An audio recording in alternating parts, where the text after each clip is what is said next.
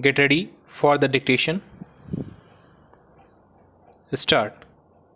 Mr. Vice Chairman, sir, I would like the Honorable Minister to say that the numbers that he has provided regarding the number of banks that India needs are not being plucked out of a hat, that banks will be strengthened, systems of accountability in banks will be improved, and when mergers take place, merger will take place not for the sake of reducing the number of banks, but mergers will take place because it makes sense for both banks to come together.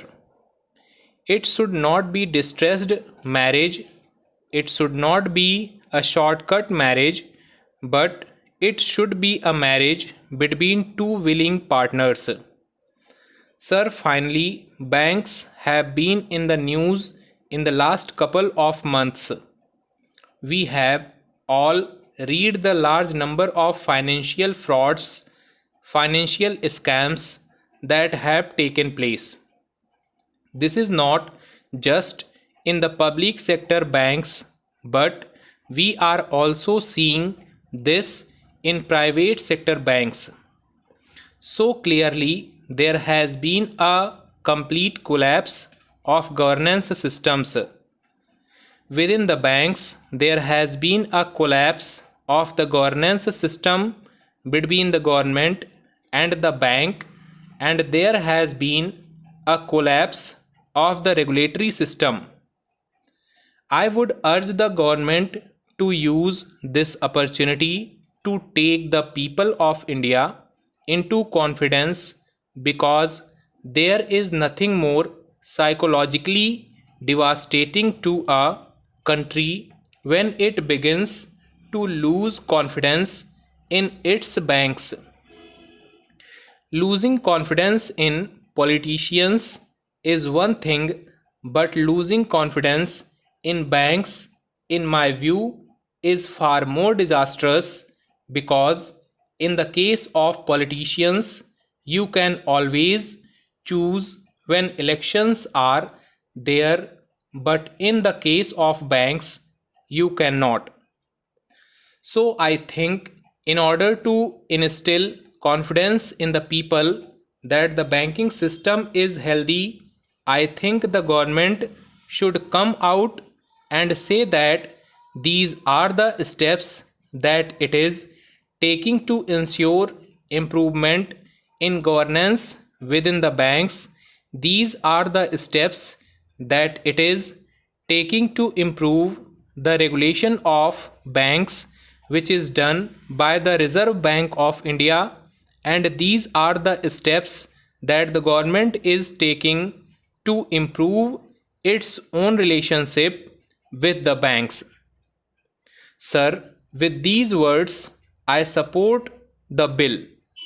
I wish the bill had come much earlier, but I urge the government to use this opportunity of looking at some of the structural problems of our banking industry and not look at privatization and denationalization as instant miracles. Sir, I am sorry, I was focusing on the SBI bill and I did not expect that this bill would come up. But having read this bill now, I am completely confused, and I would request the Honorable Minister to take a little time on this bill, because there seems to be a fundamental contradiction between this bill and the bill that Parliament passed in September 2013, which is the right to fair compensation and transparency in land acquisition, rehabilitation and resettlement act.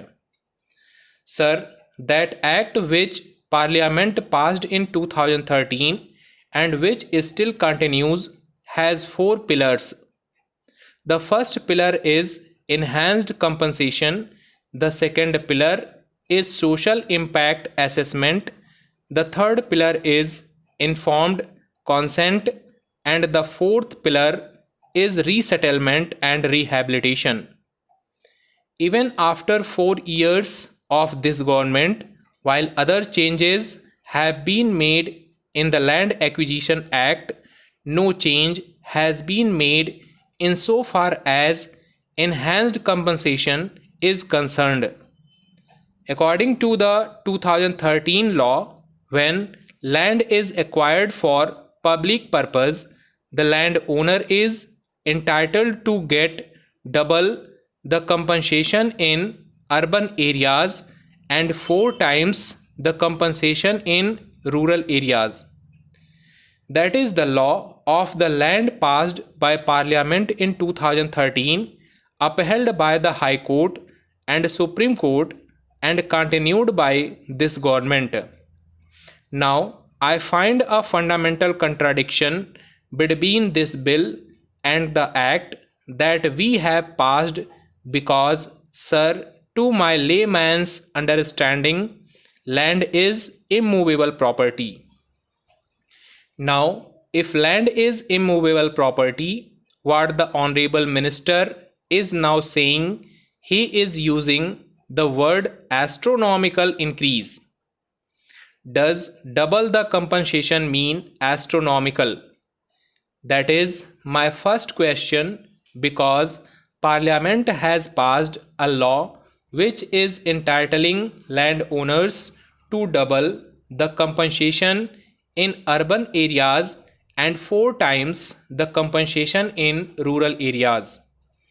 I do not want to hold up the passage of the bill, but I just want to ask the Honorable Minister to please clarify that this bill will in no way affect the compensation that landowners are entitled to get under the 2013 Land Acquisition Law.